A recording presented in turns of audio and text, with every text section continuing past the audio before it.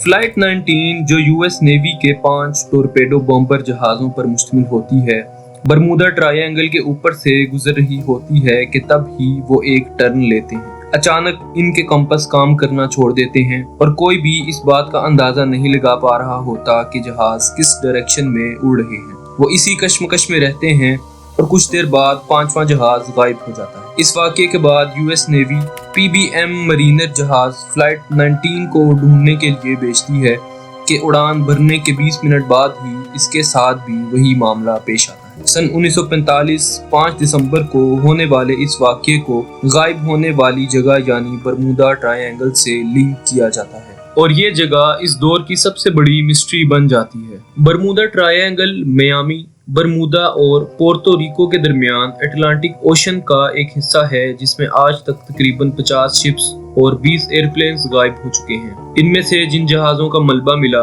इनसे कोई ऐसी वजह नहीं मिली जिससे इनकी तबाही की वजाहत हो सके। बाकी जहाज़ों का तो एक भी पुर्जा आज तक नहीं मिल सका। 16 फरवरी सन 1918 में एक USS साइक्लोप्स नामी बहरी जहाज रियो दी जेनेरियो से अपने सफर का आगाज करता है। कुछ दिनों बाद जहाज बारबाडोस पहुंचता है और क़याम के बाद 4 मार्च को बाल्टीमोर के लिए रवाना होता है। साइक्लोप्स को 13 मार्च तक बाल्टीमोर पहुंचना होता है, लेकिन ये जहाज कभी अपनी मंजिल पर आया ही नहीं। साइक्लोप्स और इसमें बैठे 309 मुसाफिर बगैर किसी सुराग के गायब हो जाते हैं।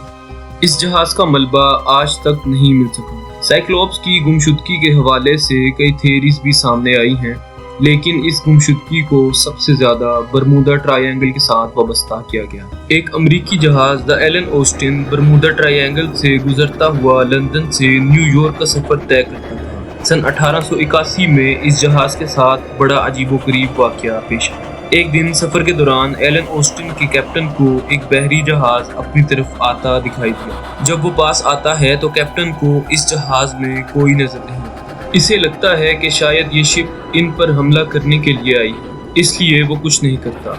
कुछ दिनों बाद कैप्टन अपने कुछ लोग इस जहाज पर भेजने की तैयारी करता है। जब वो वहाँ पहुँचते हैं तो वाकई इस जहाज में कोई भी मौजूद नहीं होता। जहाज में सब चीजें बशमूल खाना तक वैसे का वैसा मौजूद होता है। कैप्टन की टीम पता नहीं लगा पा रही होती कि आखिरकार इस जहाज में क्या मामला पेश आया। कैप्टन इस जहाज को अपने जहाज के साथ साथ चलाने का कहता है, लेकिन 2 दिन बाद समुद्री तूफान की वजह से वो जहाज एलन ऑस्टिन से अलग हो जाता है। जब तूफान थम जाता है तो इस जहाज का दूर दूर तक कोई नामो निशान नहीं होता। कुछ दिन गुजरने के बाद वो गूस शिप फिर से नजर आती है। खौफनाक बात यह है कि इस बार भी वो जहाज खाली दिखाई दे रहा है। कैप्टन एक बार फिर दूसरी टीम इस जहाज में भेजता है, लेकिन इसी रात शदीद धुंध पड़ती है, इतनी शदीद कि वो जहाज दिखना ही बंद हो जाता है। इसकी घंटियों की आवाज़ पहले से मध्यम होती है और फिर बिल्कुल ही खत्म हो जाती है। सुबह जब धुंध कम होती है तो एक बार फिर इस गूस शिप का नामो निशान नहीं मिलता। वो कहीं भी नजर नहीं आती और ना ही इसमें मौजूद एक भी मुसाफिर। 29 नवंबर सन 1925 में SS कोटोपैक्सी नामी जहाज चार्ल्सटन से हवेना की तरफ सफर का आगाज करता है। इस बहरी जहाज में 32 लोग सवार होते हैं।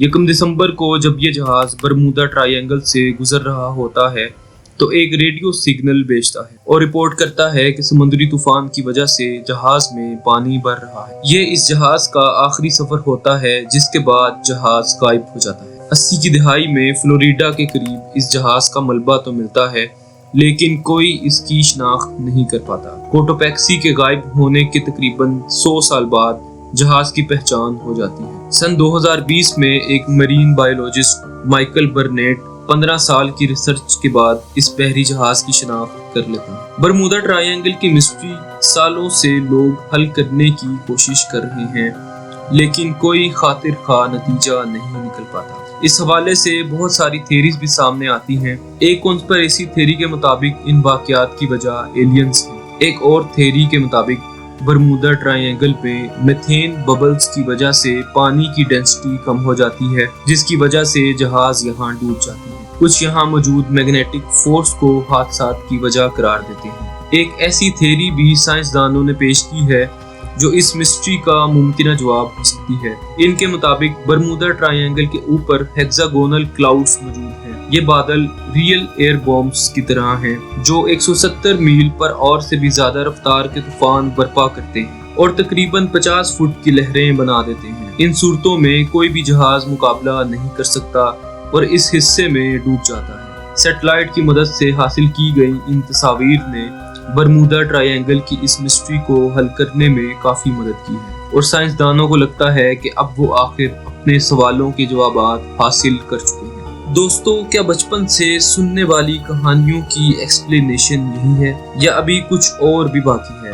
یہ تو وقت ہی بتائے گا۔